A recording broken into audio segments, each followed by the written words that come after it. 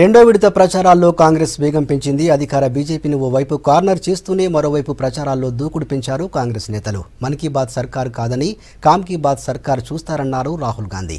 తమిళనాడులో ప్రచారం చేశారు. అటు స్మృతి ఇరానీ విద్యార్హతలపైన కాంగ్రెస్ తీవ్ర స్థాయిలో విరుచుకుపడింది. కాంగ్రెస్ అధికారంలోకి వస్తే రుణాలు కట్టలేని రైతులకు అరెస్టుల భయం తప్పిస్తామన్నారు రాహుల్ గాంధీ. తమిళనాడులోని కృష్ణగిరి, థేని, మదురై బహిరంగ సభల్లో పాల్గొన్నారు.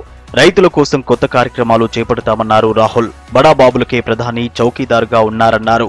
మన్ కీ బాత్ సర్కార్ కాదని కామ్ కీ బాత్ సర్కార్ ఏంటో చూపిస్తామన్నారు Rahul.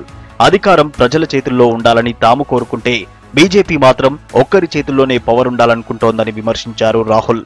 We will identify the 20% poorest families in this country, and then after that every one of these families will be given 72,000 rupees every year.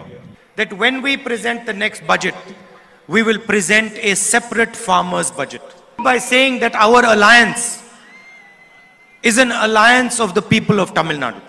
Both parties believe in freedom, justice and secularism, and we will never ever let the people of Tamil Nadu be ruled by Nagpur. మరోవైపు 2020 మార్చి 31 నాటికి 24 లక్షల ప్రభుత్వ ఉద్యోగాలు భర్తీ చేస్తామని, అప్పుడే అందరికీ న్యాయం జరుగుతుందని ట్వీట్ చేశారు రాహుల్ గాంధీ. రాష్ట్ర ప్రభుత్వాలతో కలిసి మరో 10 లక్షల ఉద్యోగాలు భర్తీ చేస్తామన్నారు. కేంద్ర మంత్రి స్మృతి ఇరానీ విద్యార్హతలపై సెటైర్లు వేశారు కాంగ్రెస్ అధికార ప్రతినిధి ప్రియాంక చతుర్వేది.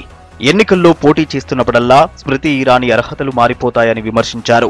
త్వరలోనే క్యోంకీ మంత్రి బి కబీ గ్రాడ్యుయేట్ ది అన్న సీరియల్ వచ్చినా ఆశ్చర్యం లేదన్నారు. స్మృతి ఇరానీ విద్యార్హతలపై ఈసీకి ఫిర్యాదు చేశారు కాంగ్రెస్ లీడర్లు.